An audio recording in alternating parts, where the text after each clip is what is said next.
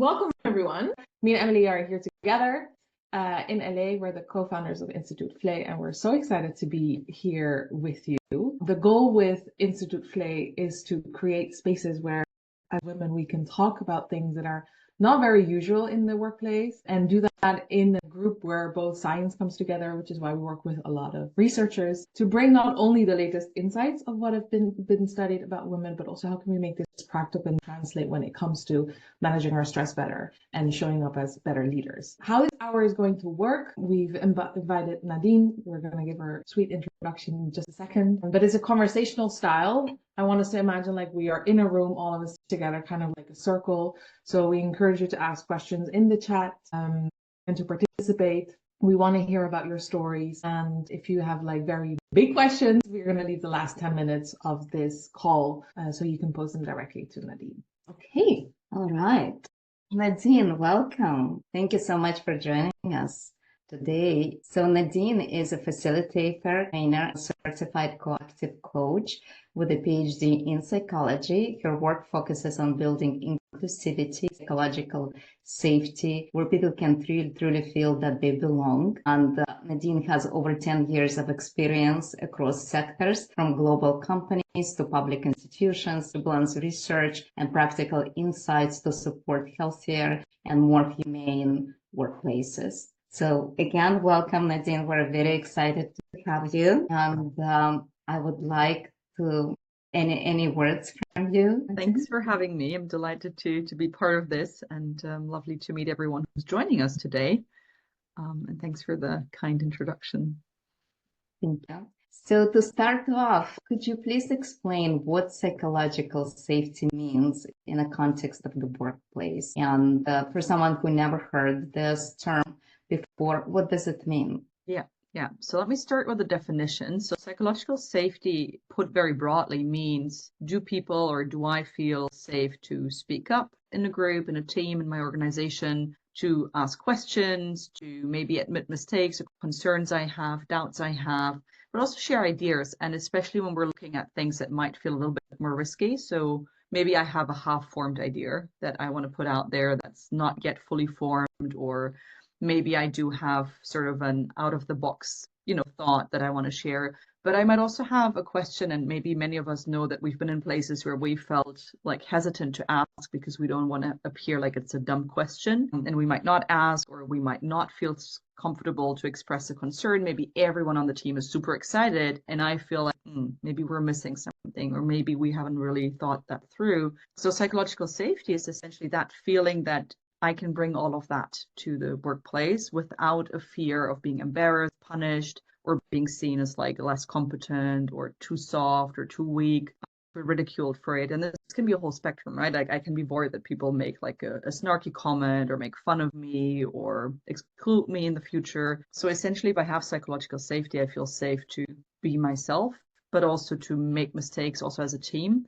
And so that's where a lot of the initial research from this came from. So a lot of times the term is attributed to Amy Edmondson. Some of you might have heard that name before. And the research that she'd initially done in hospitals to see how teams are performing. And the assumption had initially been that sort of, well-performing teams make fewer mistakes. And they were then surprised to see that there were quite some teams that seemed to make more mistakes, but had that culture of psychological safety, and that helped them to improve over time and to make less mistakes in the future. Whereas if we have a low level of psychological safety, then usually that's where we put things under the rug and we're trying to pretend the mistake didn't happen, but that's going to backfire eventually.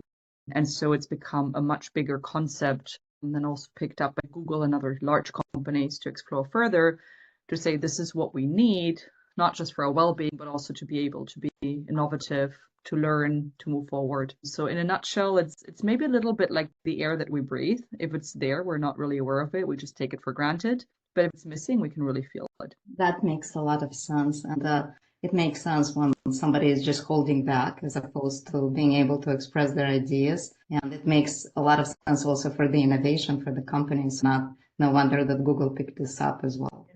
So the next question is, how does psychological safety relate to a sense of belonging, particularly for women in professional environments? Yeah, and I love that you're asking me explicitly about this connection, because as you said in the introduction, a lot of my work is trying to bring a lot of different topics together. And so to me, belonging and psychological safety are very closely linked, sort of in both directions. So if I feel that I truly belong, chances are I also have a higher sense of psychological safety, that because I feel I belong in this group, in this workplace, I'm more likely to speak up and contribute and feel safe. But of course, also if in a team that has a high degree of psychological safety, then it's also more likely that I feel a sense of belonging. Like these two are almost sort of feeding each other.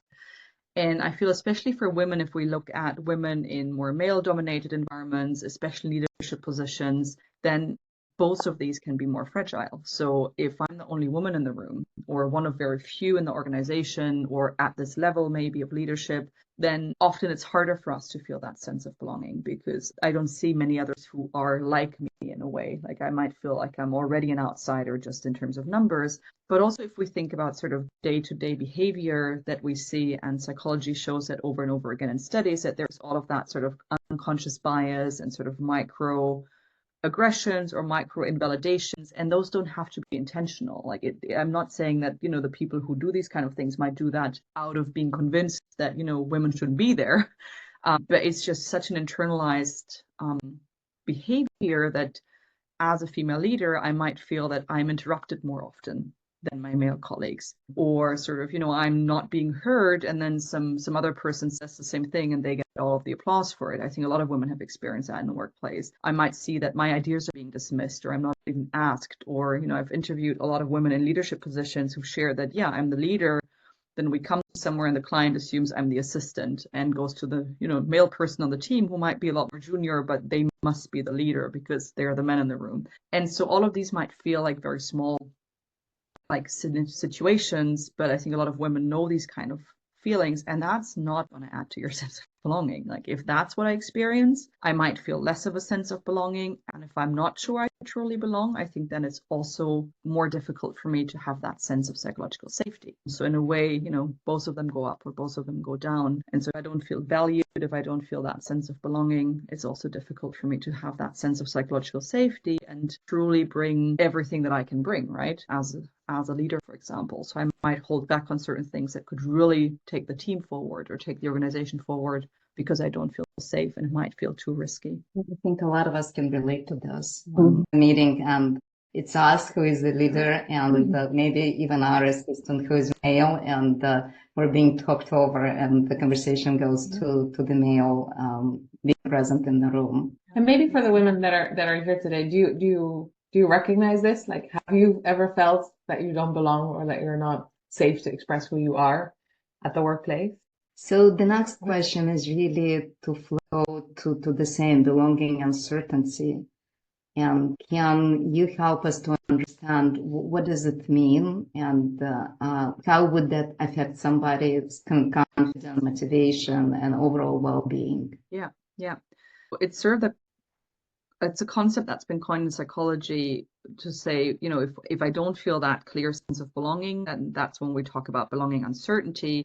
And it's something that we might have all experienced. That's essentially us thinking, do I really fit in here? Is this really the right place for me? Do I belong here? And maybe a general word in belonging. So it's interesting because in a way it is such a fundamental need that we have. So even though it sometimes sounds to people like, oh, it's a fuzzy topic and sort of fluffy topic, one of the core needs we have as human beings is the need to belong. No matter which culture we come from, no matter what experience, what age, what profession, it's something that we all need. And yet it is also something that's so situational and personal. So I might feel a sense of belonging in one context, but not in another. I might be surrounded by hundreds of people that feel lonely and not belong. And I might be home alone, but feel deeply connected in, a community like the one that you're building, where maybe I'm not meeting people in person, but I just feel that sense of connection and belonging in an institute like yours or in another kind of network. And so we might quite often have that sense of uncertainty, and some of that might be perfectly normal and not,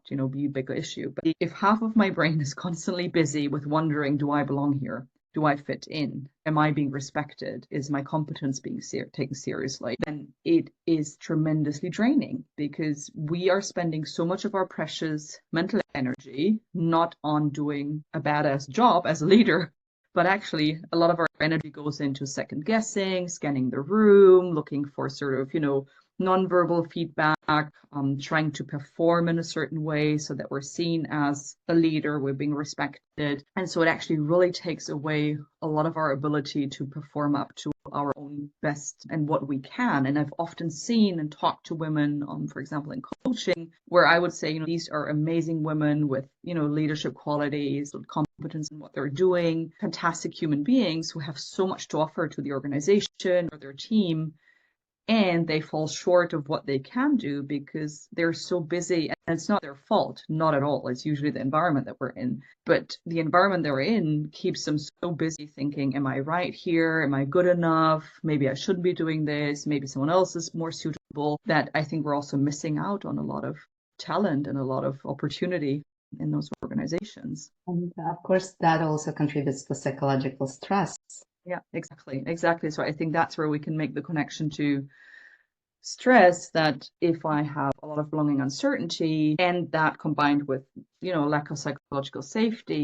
So there's a concept in psychology framed by Goffman that's called impression management. And to a certain extent, we all do it, right? I mean, if you invite me to a session like this, of course, part of me does think about how do I want to show up here, right? How do I want to present myself? And, that's completely normal human behavior, that we have a certain element of impression management. And there might be very few people in our lives where we drop that completely and we're just ourselves. And those are the very valuable relationships we have where we don't have to do any of it. And as a female leader, if I have belonging uncertainty and a low level of psychological safety, I might feel a need to engage so much in that kind of impression management. And that just takes so much energy and is so stressful. And if on top of that, I have a stressful job, being in a leadership position, that's a stressful job. And there's all sorts of things going on. The work environment is getting more complex, more fast paced. There's more uncertainty in the world that we're in, complexity. So that combined with that extra stress from all of the impression management, that's just a burden that's sometimes too big to bear. And that's also unfair in the sense that that means that on top of the regular stress that all of us might experience, men and women alike, women might more often find themselves with that added layer of stress because of belonging uncertainty and a lack of psychological safety. And again, that's not necessarily something that women need to change, but that's something where we would, in an ideal world, we would need to have more inclusive workplaces where women feel the same sense of belonging and psychological safety that their male colleagues might feel. And it makes sense that the work to change the workplaces and so we can feel more accepted, so we don't have to spend time on thinking about other things and how do we fit in. So with that, so we know that unfortunately right now a lot of workplaces are not safe, don't feel safe. And are there ways that, especially for women can create a sense of psychological safety for themselves, even though their environments are not necessarily safe? Yeah, I think that's an excellent question. And I'm also curious if there are any thoughts in the audience of things that help you if you're in places where you feel it's not perfectly safe. Like, what are things that help you feel safer? So if any of you want to share that in the chat or also contribute, please feel free. So we can't always control the space that we're in, right? We can't always fully control the workplace we're in or the space or the room. But I think what helps is to do two things at the same time. So to be very clear and name the issue that's not me, but that's maybe the workplace culture or, how other people show up, to name that. But then my own energy, I try to put on what is it that I can influence. And what I can influence is, are there some routines, some rituals, some small behaviors that help me feel safer so I can actually show up the way that I want to show up. And so some small strategies could be to build sort of these micro alliances. So usually, especially if I'm coming into spaces where I'm not exactly sure, or I know it's sort of a very male dominated environment, I might try to see, who else is there in the audience that maybe for me serves as an anchor. So there might be someone that I trust. It might be another female colleague, for example, or someone with whom I have more of a mentoring or allyship relationship. To me personally, that sometimes helps because then I have an anchor, be it virtual or physical space that I can look at, and then looking at you and seeing you nod or smile and support, that might give me a sense of safety, even if the larger space doesn't feel very safe. I might also try, for me, sometimes it's also about mental preparation. So if I notice that in certain spaces, I don't feel enough safety to sort of just bring in my perspective or to just bring in a question or thought, I try to have some scripts ready that help me when I'm nervous, so I don't have to come up with it on the spot. So that might depend on, the language you're working in and the culture you're in, what's appropriate. But even just having some start of a sentence, like, oh, can I offer a different perspective? Or, something that feels comfortable for you to say, I think that can be helpful. But also sort of anchoring practices. So the more the environment feels unsafe, I think the more important it is that I feel grounded in myself. So I don't have the even added burden of me feeling unsure about myself.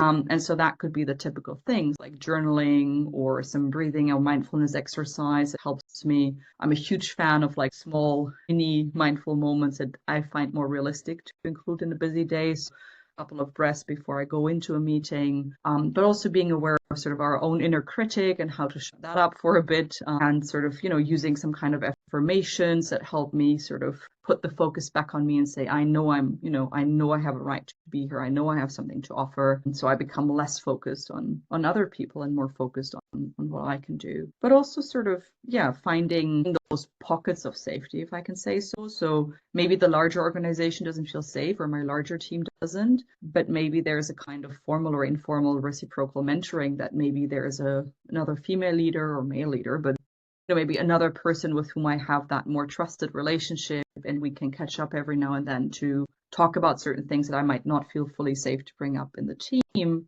And I think that's generally a good idea, because if I'm the leader, for example, outside of psychological safety, there might be certain things that I don't want to share with the team because I want them to lean on me for safety, regardless of gender and all of these things. So I think it's great to have other leaders, be it in a community like this one or in your organization, that you can lean on to have those kind of mini pockets of psychological safety where you can express some of your doubts, so that then you feel safer and more confident as you're going back into the larger spaces, for example. Yeah. And I'm curious, because I saw that there was a comment that came in the... So Julia was sharing that she's been in Germany for 13 years, and language is going to be a thing, right? So she still remember how hard it was in the beginning, and she had the feeling that her competence wasn't taken seriously if she can't speak German as a native speaker. And that goes for any second language we speak in which we don't.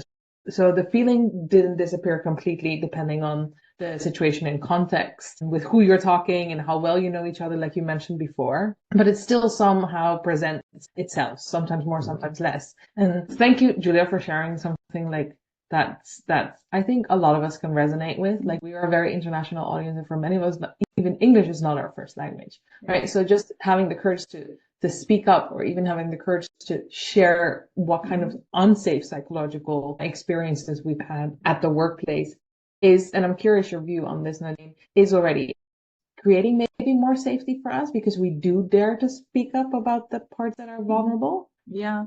Is that something we can train? Yeah, I think that's I think that's also where it helps to think about sort of degrees of safety, right? Like, there might be spaces that feel so unsafe that we're more in a survival mode. And with those settings, I would say that's then really for us to sort of focus on, what do I need to survive in this space? And is there anything that I can change? Or does it mean that this is also maybe not the right place for me to be, so that we can make a good decision for ourselves? But I think more often than not, we're talking about these degrees of safety where maybe in principle I feel relatively comfortable and safe, but there are those moments where I feel a lack of safety.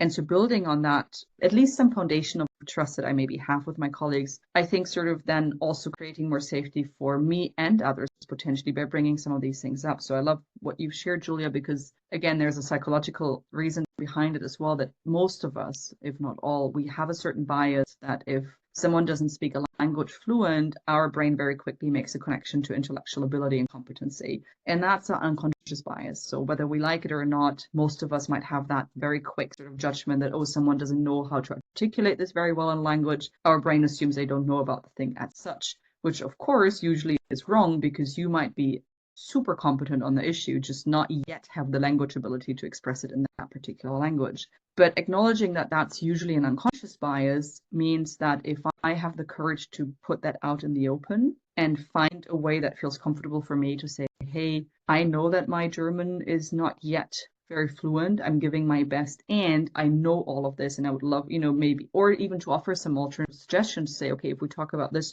topic, could we switch to English or whatever language that maybe enough other people share? Say, okay, I can express that better and more eloquent in that language. Can we do that? So I think even just making this visible as an issue and making people aware that, okay, because maybe you're working with colleagues who've never had that experience. Maybe you work with German colleagues in this case who have for their whole life had the luxury of working in Germany, in German, in their native language, and they might just not be fully aware of what's happening and how difficult and challenging that is to you and how draining and how much they might actually make it harder rather than easier. And so if there is this tiny bit of safety that makes me feel I can bring this up in some shape or form, then I think chances often are quite high that I'm met with understanding and people go like, oh, I had never thought about it that way. Or sure, yeah, we can switch or we can use two languages. And then ideally, if that happens, that will add to my safety because now I have that experience that I brought something up that was vulnerable for me, but people reacted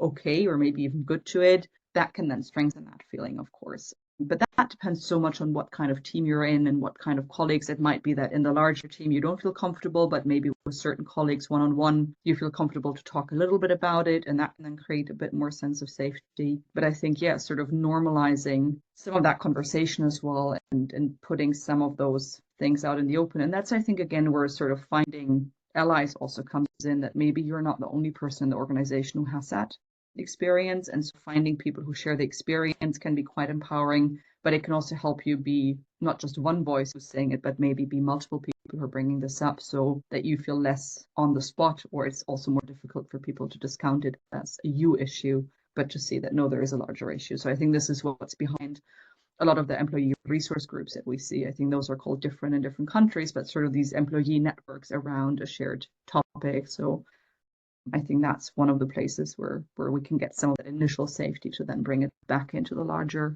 organizational conversation. That's such an excellent point, and particularly, like you said, it might be an unconscious bias when other people don't really understand. And I know this firsthand as an immigrant in this country.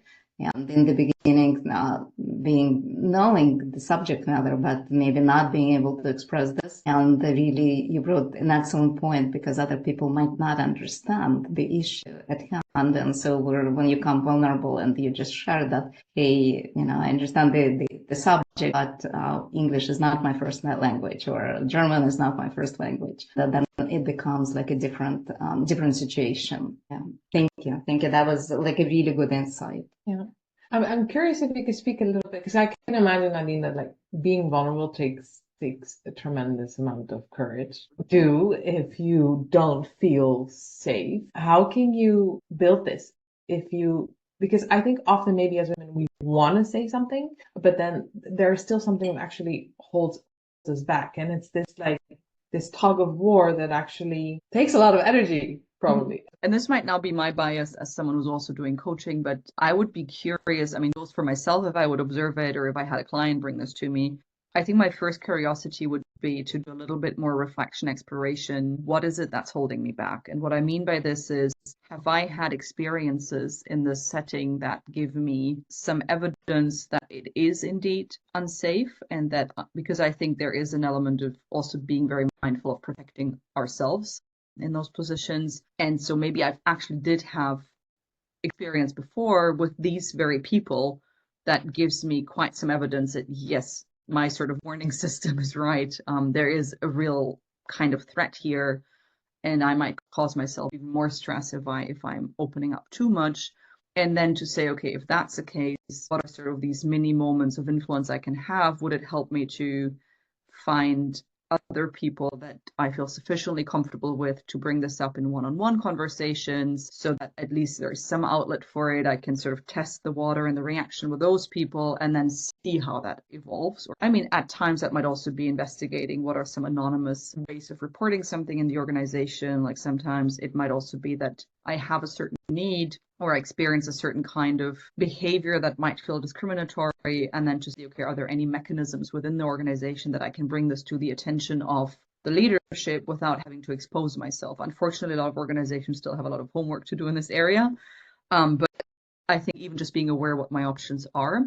On the other hand, I think also oftentimes that sort of barrier that we feel is not necessarily fully grounded in the experience we've had, but some doubts we have or previous experience we've had in other contexts that's making us more cautious. It might be related to our own sort of inner saboteurs our own internalized biases about, what women can do, should do, how they should present themselves. And so if my exploration leads me to conclude that, oh, I actually don't know, because I maybe haven't even tried in this particular team or context to speak up, and I don't know, like it's my assumption that people will react poorly to it, or it's my assumption that people will judge me a certain way, but I don't know, then maybe I find a way to test that. Maybe I don't go full on out with the most sensitive information, but maybe there's a small thing that I feel somewhat comfortable to share where I'm willing to take the risk, but that gives me a chance to see how people are reacting to it.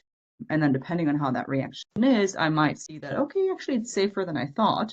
So then maybe I take a next step, or I see that, oh, okay, my, being cautious was a good approach, and I'm not quite sure if people are ready for this. But I think this all goes to like finding these small things that I feel more comfortable to share, just to sort of test reaction and see how much of that is really a lack of safety and how much of that is me being worried that there might be a lack of safety. Yeah. Yeah, so I'm hearing you say like taking small steps to experiment, and at the same time be very aware of what's the internal narrative of what you have, and being open and willing to challenge your own assumptions. Yeah. And I'm also acknowledging that I might be, so it's a fine line we're walking right, or I'm walking right now, because I would love to open our perspective to the option that there sometimes are barriers that are more the internal narrative that we've internalized, without devalidating the very real experience that people have of being discriminated or not being safe or being attacked. So I'm not trying to sort of minimize that, because I think that is unfortunately very real a lot of times. And I'm also drawn to that second perspective sometimes of maybe some of it is our own internalized sort of barriers, because when I've done that in certain settings, like these mini steps of experimenting, not always, but often, that has led to some positive change, that people were more open than I thought. It allowed to start a conversation that maybe otherwise would not have happened. And it also allows other people to speak up, right? So it can have that empowering effect that if I dare to say something, other people who haven't said anything because they didn't feel safe might see that, oh, okay, then I can also step in. And then that can become a new thing that we're doing that slowly shifts the culture to say, okay, I'm not the only one who's experiencing this or who has this thought or this concern. Yeah.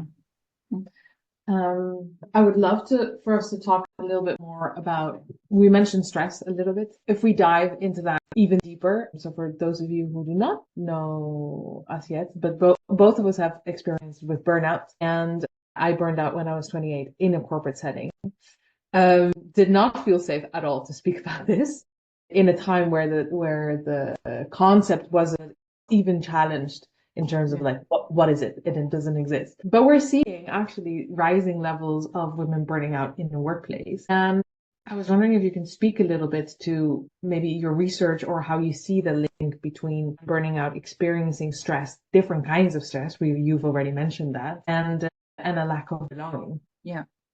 So in a way, I think, and that's sometimes something that I see overlooked in sort of, so a lot of the work and I've done, I am doing is sort of around stress, resilience, preventing burnout. And I think very much in line with what I see you do as an institute as well, is a lot of that narrative is sort of working from a male norm. So, okay, there are certain things in the environment that can be stressful, and that has to do with the task and the work environment and all of that. And that's all fair. And I think what often gets overlooked is that there might be a very different experience of that stress for different groups. And so if we look at the group of women, for example, in addition to all the stress that my male coworkers might experience just from being in a modern workplace setting, on top of that, I have extra stress from what we said about impression management, belonging uncertainty, maybe feeling unsupported or unsafe, feeling that there is a negative. So this sort of negative work atmosphere is one of the biggest influencing factors for the risk of burnout. And that often gets dismissed, and we focus more on, workload and tasks and deadlines.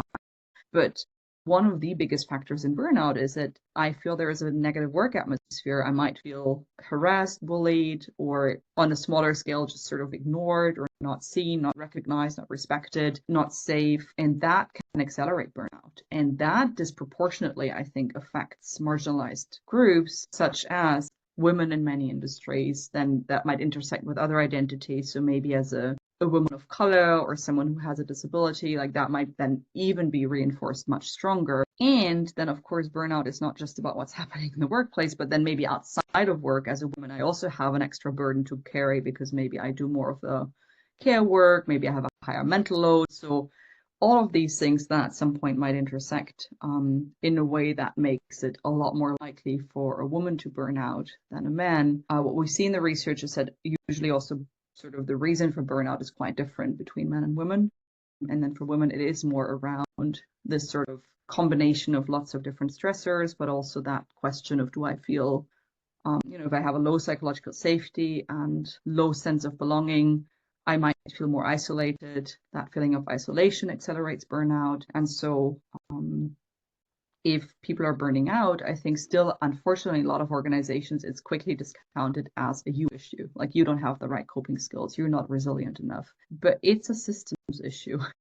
The first question that asks, like, if I were a manager and someone in my team would burn out, I think the first question to ask is, why did that person not feel safe to let me know before that they were overwhelmed or that they needed something? And, how did my team culture contribute to them burning out? And what is something that we could have done better? Because I often also in coaching see women who are at the risk of burning out and decide to quit, and then everybody around them is completely taken by surprise that they quit. And I'm like, well, that's been a long time coming. Like, I'm not at all surprised that they come to this conclusion, but why do their colleagues and managers don't know? Because they didn't feel safe enough to signal that there is something wrong here. And so that, I think, forces women a lot of times to sort of have that feeling that I just have to suck it up and sort of push through. And then we reach a point where our body and brain say, no, this is it. We're no longer pushing through. That's, you need a break. And I think that is definitely related, at least in part, to lack of safety and lack of belonging. Absolutely. I think together with stress, another topic that we don't really talk about as much maybe at work is all of the changes that we go through as women. Talk about menstrual cycle, talk about having children, talk about perimenopause, menopause, and experiences that because we spend so much time at work, right? We spend, like, if not 40 hours at work, then add another 10 hours that we spend thinking about work. It's also what I always tell to my clients, like, you're working more probably than you think. How do you think that these changes in addition impact the emotional well-being of us in our environments? And let me stop there because I have no questions about this. What's your view on that?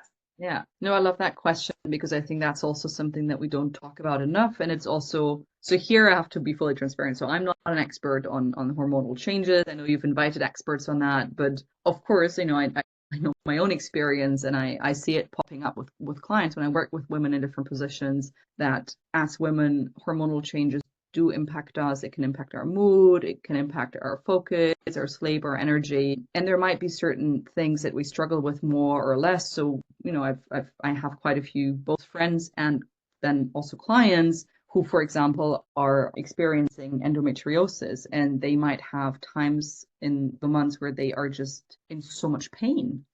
Physical pain. Like, I have a dear friend who once a month fell unconscious at work from the pain that was caused by her period because of endometriosis. And so once a month, essentially, they had to pull her out in a wheelchair and call an ambulance because she passed out at work until finally somebody figured out what was happening. And even though this might feel like an extreme example, I think a lot of us have learned, and this might be cultural as well, but like, if I think back to how I was being brought up, and I'm in my mid-30s, it's not, I was brought up that, you don't talk about your period.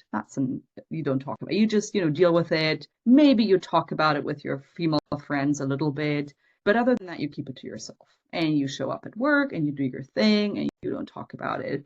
I was working in a smaller team a couple of years back that just had a really good work atmosphere, and I think we were predominantly women, and all of a sudden it became a very normal thing. Like, people would say, oh yeah, I'm on my period, and like, I'm in pain today, or don't feel comfortable today, or and that was, interestingly enough, initially for me super irritating, because I was like, should we not talk about, like, it felt wrong, even though it was so right, because I was so brought up that you shouldn't talk about this. And then I was like, oh my God, this is great. Like, it's so nice if you can just be honest, and you can come into the office and say, you know what, today is really not a good day for me because I'm in pain, or I'm uncomfortable, or I haven't slept well, or in some way, like this week I'm just super moody, or I have a lack of energy. And for that to be normalized, and for that not to be seen as a weakness that you have, but rather for, women in the room go like, oh, I know exactly what you mean.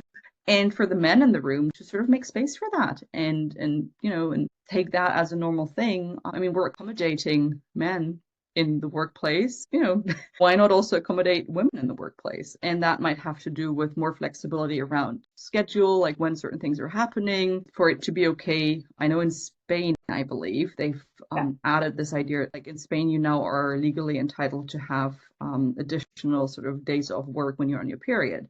And the fact that there has been, I think, two reactions, women going like, yeah, we need that in every country in the world, and men going like, oh, this is unfair. I'm like, no, why is this like, I mean, we can change, right? Like, let's switch for a month and then see if you still think this is unfair. And I'm sure many of you have seen it, but one of my favorite guilty pleasures is to go on social media and look at these period simulator videos where they, put men onto, and to see that men are not even able to pour themselves a glass of water, or, to do minimum sort of day-to-day activities. And then I think it has given me a new appreciation of how much the female body is able to do, and that most of us have, no matter how it impacts us with our hormonal changes, how much we've been able to just keep things going and just go with it. But that doesn't mean that we have to. Like, just because we're able to push through doesn't mean that we should do, because I think that again adds stress and discomfort. And if we can normalize the conversation, that we can talk about hormonal changes and about different needs. And I'm not an expert on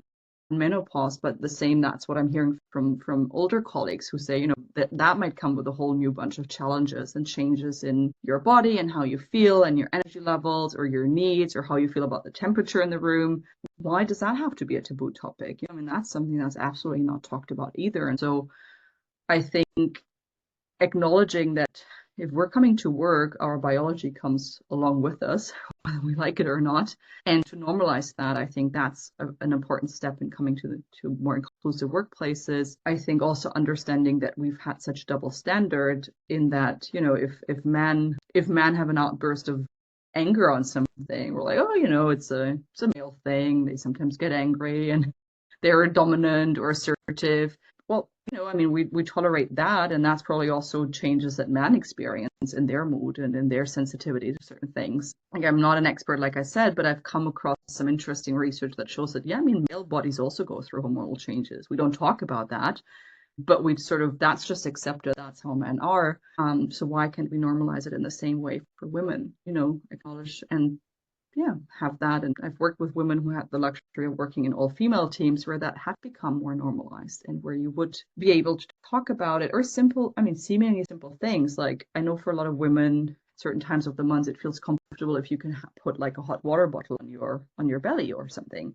That should be normal. That should be something that you can sit at your desk and be comfortable with a little blanket or a little water bottle. If that's what gives you comfort to push through the day, great. But I can imagine that there are so many workplaces where you wouldn't do it because you're worried how people will look at you. That shouldn't even be, why does that matter? That shouldn't even be something that we're talking about. Wow. Sorry, I feel I'm very we passionate need to have on these this. conversations in many organizations across the world.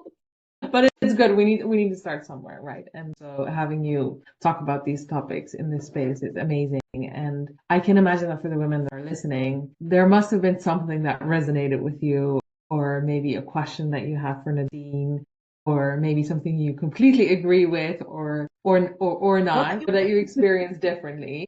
We're going to open the room for questions. So feel free to either come off mute or put it in the chat, and we can continue the conversation before we start wrapping up already. I like to. Yeah, Dana, please. Hi, everyone. So, Nadine, thank you so much for normalizing all this.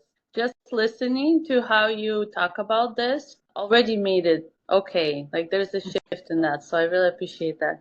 And what I was thinking is where it comes down to the psychological safety and feeling of belonging is really tied into being able to be myself, regardless where I'm at. And it came down to, why can't I not be yourself? It's like caring too much about what others will think.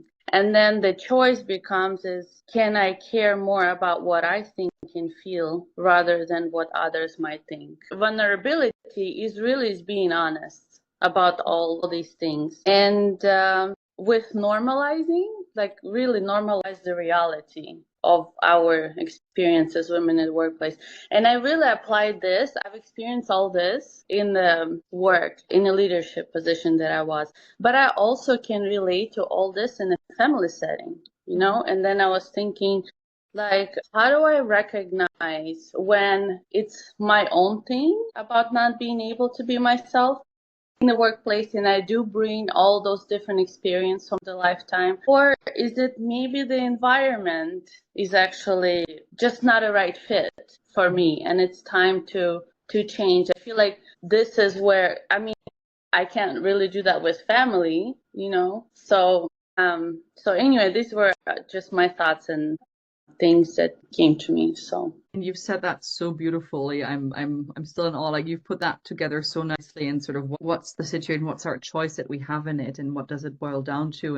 And absolutely agree with you that I think sort of that balancing act between figuring out how much of that is something I influence or I can sort of shift my focus more to what do I think about myself and why does it matter what people in the room think about me, and that really real issue that sometimes it is a hostile environment that we're in. And no matter how much I'm grounded and no matter how confident I am, there are places that are, you said it very diplomatically, not the right fit. There are places where I think are just straight out hostile or toxic, and to be aware of that as well and to be able to recognize that. And maybe to build on what you've shared, that to me, sometimes I get invited to do resilience workshops, and especially for women, and how to be more confident at work and more resilient. And I always come in and the first thing I say is, yeah, I'm very happy to teach you personal level strategies to take good care of yourself. And let's be real, there are toxic environments, there are toxic people, and sometimes being resilient might also mean to recognize that and walk away. And the people who hire me are not very happy for me to say that to their staff, but to me that's a question of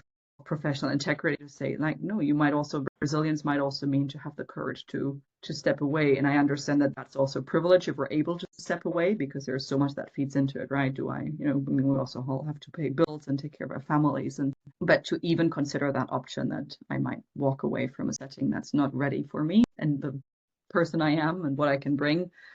And interestingly, like I work a lot with female, like independent, like freelancers or solopreneurs. And a lot of them have shared when I asked them, why did you become a freelancer? Not because they always wanted to be a founder or build their own business, but mostly because they were facing these constraints in the environment that they were in and say, none of the work environments was a good fit. So now I do my own thing where I get to be myself and I get to pick my clients and I get to create a space where I can be myself, and maybe not always 100%, but with more influence than I had in the workplace. I thought that was very interesting as well to hear that, not all, but for a lot of women, it might not be the drive to be a founder, but to say, well, that's my chance to build something that works for me. And I hope that a lot of women actually use that to build larger organizations as a founder that then also work for other women. Yeah, that is very accurate, because then you also have a chance to balance your life with the motherhood and all other. So a lot of women are driven to become maybe to take the chance to become solopreneur or to start building a company, so they can build their own cultures. They can build a place that is safe for them and hopefully for others as well. And now that you said sort of balance motherhood and in your career, I mean, more, and this is very cultural, I believe. So I live and work in Germany, and the culture can tend to be quite direct, and like you can be more confrontational, like that would be culturally appropriate in many settings. And so here I see a bit of a trend on social media with women sharing what they call microfeminism. So what do they do to sort of just make that unconscious bias very explicit? And so, for example, let's say in your team, like the general atmosphere is okay, and somebody asks you at an evening event at work, like, oh, but who's taking care of your kids? Microfeminism would be to say, well, would you ask the same to this male colleague who also has kids? Now, probably you won't ask him, but you ask me because I'm a woman. And so sometimes sort of those questions that throw the example around and say, well, have you asked this colleague? Or asking your male colleagues going around and say, oh, but who's taking care of your kids? And then the absurdity of that question makes them aware that, wait, why are we even asking women that question? And so that can sometimes, I feel, also be a way to open that conversation to then ultimately build more safety. But these are very confrontational tactics, and I think they only work if there is a minimum level of safety, or I'm at a point where I don't care. And I say, either this works and I stay here, or it doesn't and I walk away. I think that's another option where we put ourselves in that position. And it might be very cultural if that's seen as appropriate to sort of have that level of directness and confrontation about it. Yeah. Good example. Anybody else? Julia is recognizing the examples. She's mentioned great examples. So they must resonate. And doesn't need to be the perfect question. All right, we can go to the wrap up. Right. Well, thank you so much, Nadine. That was very, very informative. And I'm sure that even starting this conversation creates a shift in the safety. I wish we would have had these conversations earlier and we would have understood what even psychological safety means on a personal level, because soon we're going to be 50% of the workforce as women. It is coming at the perfect time. That was such an excellent workshop and such an excellent presentation of what psychological safety means, so we can figure out for ourselves and implement. If we're in charge or if we're a leader, we can also be aware and implement for the other employees. Thank you so much for inviting me, and thanks everyone for joining. It's really lovely to share the space with you. Thank you. Well, thanks everyone. We hope to see you